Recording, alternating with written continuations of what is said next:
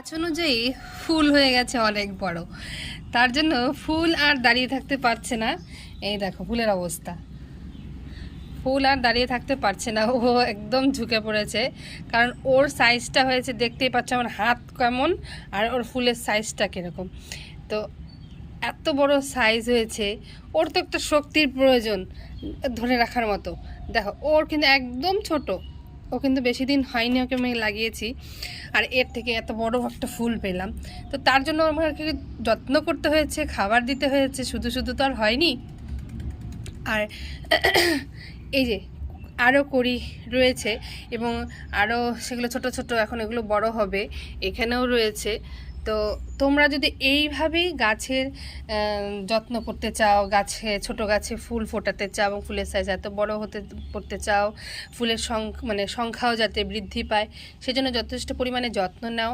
যত্ন নিলেই গাছ কিন্তু এত সুন্দর ফুল দেবে এবং তার দেখো চেহারা অনুযায়ী তার চেহারা মানে মানে নিতে পারবে না এমন সাইজের ফুল দেবে।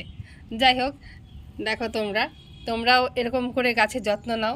আর গাছের যত্ন নেওয়ার জন্য যেটা সবচেয়ে ইম্পর্টেন্ট সেটা হলো গাছকে দিতে হবে খাবার, যথেষ্ট পরিমাণে খাবার দিতে হবে এবং এমন না যে পর্যাপ্ত খাবার, মানে অতিরিক্ত খাবার কিছুই দেওয়া যাবে না, পর্যাপ্ত খাবার দিতে হবে যাতে গাছ নিতে পারে। আর বৃষ্টির জল অবশ্যই গাছের প্রয়োজন, কিন্তু অতিরিক্ত বৃষ্টির জলে গাছকে ভেজাবেন না, তাহলে কিন্তু গাছকে বাঁচানো সম্ভব হবে না। তাই সে চেষ্টা করবেন অতিরিক্ত বৃষ্টির সময় গাছকে একটু শেডের নিচে রাখতে, তাহলে গাছ ভালো থাকবে। নাহলে অতিরিক্ত বৃষ্টির জলে গাছের শেকড় পচে যেতে পারে এবং গাছের মধ্যে যেসব সার আমরা দেই সেই সারগুলো কিন্তু বেরিয়ে যেতে পারে অতিরিক্ত বৃষ্টির কারণে।